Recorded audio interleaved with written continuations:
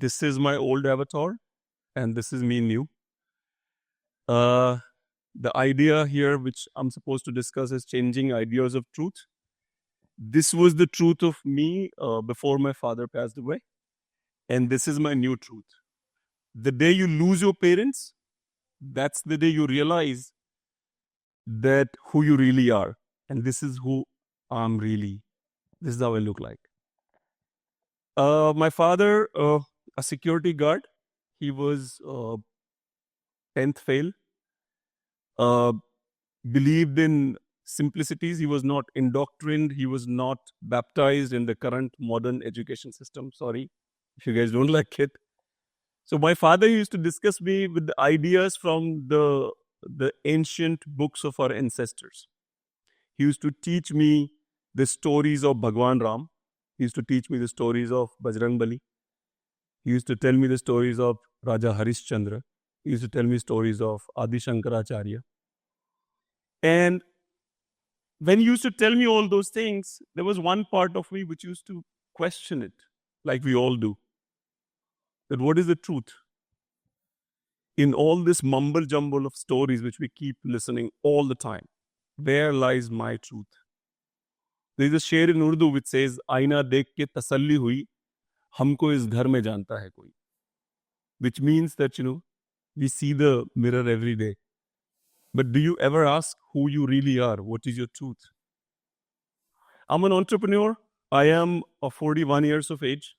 I have a daughter who's 7, and she keeps telling me that, because I told her personally that I'm 25 years of age. And she literally believes it. And I also told her that my wife is 39 years of age. She also believes that. Now, this is one of the lies, okay, which she considers the truth. And that makes me very happy, because maybe this is one of the wins I ever get on my wife. And it hits where it hurts the most, the age. So recently on my birthday, my daughter told me that, Papa, now you're 26 and Mama is 40. I said, absolutely right. That's how it is. When I look at my daughter, in a 24 hours time, I spent 2 hours with her. And Saturdays and Sundays, when you combine that together, it becomes maybe like on average 3 hours a day. So if you calculate with 3 hours every day and you calculate for 365 days in a year, I'm spending almost 1,000 hours with her, which is around 50 days, which will be once she's 18 years of age to cast her vote.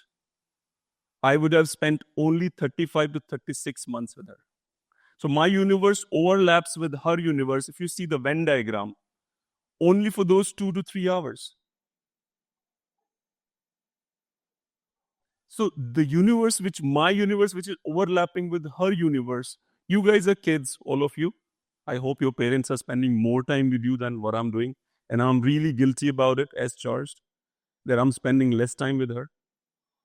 However, when I see the ideas of overlapping universes, this always sends me back to my father.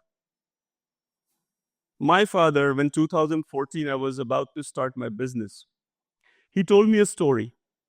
He told me a story of a Siberian bird. He said that 2 things you always remember, son. 1, listen to the elders, the people who have more experiences in their lives. 2, believe in your ancestors. So this Siberian bird, my father is telling the story to me. He said that this Siberian bird was the new great scientist kind of bird, okay? She decided that this winter, I am not going to the tropical countries. Rebellious, like a lot of kids are. She's like, I'm not going to go to these tropical countries like India, Thailand, Indonesia, Australia. I'll stay in Siberia and I'll prove to every elder, who do you think you are? And she stayed. All the elders went to her. They tried to convince her, please listen to us. Please come with us. You might die. She's like, all right, let me experiment. Next year we'll meet. So this bird, for the first month, the temperature was dropping slowly, so nothing happened to her. So she was flying high in the sky and just thinking that these stupid elders, Nothing is happening here. I'm very happy. And the temperature dropped to minus 40 degrees. She froze in the air, dropped on the ground. Now about to die, she's thinking, oh my God, I should have been more considerate than I am. A yak was passing by. He looked at the bird. He was kind enough. So what he did, he threw his feces on the bird. He evacuated his bowels on the bird. With the warmth of the feces, the ice melted and the bird came out of that and started singing. There was a leopard, a Siberian leopard. When you're in Siberia, just call it leopard, okay? So the leopard was passing by. He saw the bird, pulled her out, and ate her. And my father looked into my eyes and said, what are the moral of these stories? I said, listen to the elder. He said, no. There are 4 morals of this particular story. Moral number 1, always listen to your elders. Moral number 2, it is not necessary that somebody who is throwing feces at you is your enemy. Like your parents, they shout at you. Moral number 3, my father said, it is also not necessary that somebody who is pulling you out of the feces is your friend. And 4th, the most important one, and I'm sorry I'm going to use a bad word here. He said, whenever in deep shit, keep shut, don't sink. So my father's ideas, he always used to, like once I told him that, Papa, do you know there's multiverse? I was growing up, there's a multiverse. And my father is like, yeah, I know the multiverse idea. I said, how come you know the multiverse idea? He's like, because then he told me another story. He said, Bhagwan Ram, when he was about to go his Mahaparayan, he called Yamraj and said, you know what, when am I supposed to leave my body? He said, soon enough. But Yamraj told in the ears of Bhagwan Ram saying that this Bajrang Bali, could you please make sure that he's not around when I come to take your soul out of your body? Bhagwan Ram also smiled and looked at Yamraj. He said, okay, don't worry. I'm also supposed to teach Bajrang Bali a lesson. On the day of Mahaparayan, Bhagwan Ram dropped his ring in the cosmos and he called Bajrang Bali and he said, you know what, could you please find my ring? I recently lost it. And Bajrang Bali, as a devout bhakt of Bhagwan Ram, said, okay, don't worry, I'll get it to you immediately. So he jumped in the cosmos to find the ring. While he was doing it, he reached Nagalok. In the Nagalok, he met with the king Vasuki. The moment Vasuki saw Bajrang Bali, Hanumanji, he smiled. And Bajrang Bali said, like, why are you smiling? He said, don't worry. Then Bajrang Bali said, my Prabhu lost his ring and I heard it's in Nagaloka. Vasuki said, yes, come with me. So they both were walking towards the place where ring was supposed to be. And Bajrang Bali saw a mountain of gold and looked at Vasuki and said, don't show off.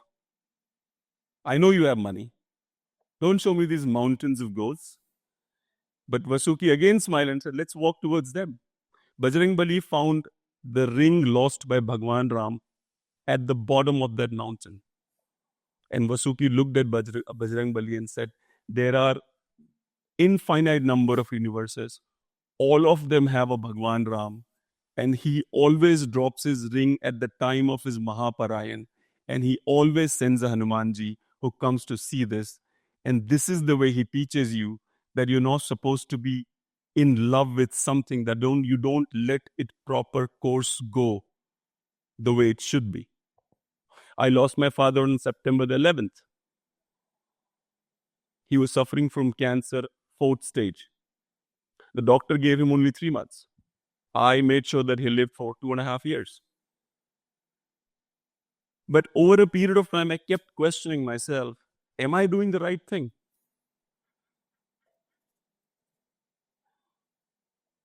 And I kept questioning this. My father was a very simple man believing in 4 things.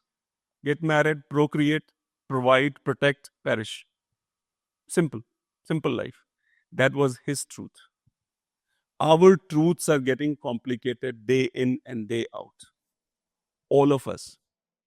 some of us are reaching to a level where we think that greed or selfishness is good, as sir was speaking a moment ago. So I'm allergic to selfish, and morons. That's it from me. Thank you very much. I appreciate it.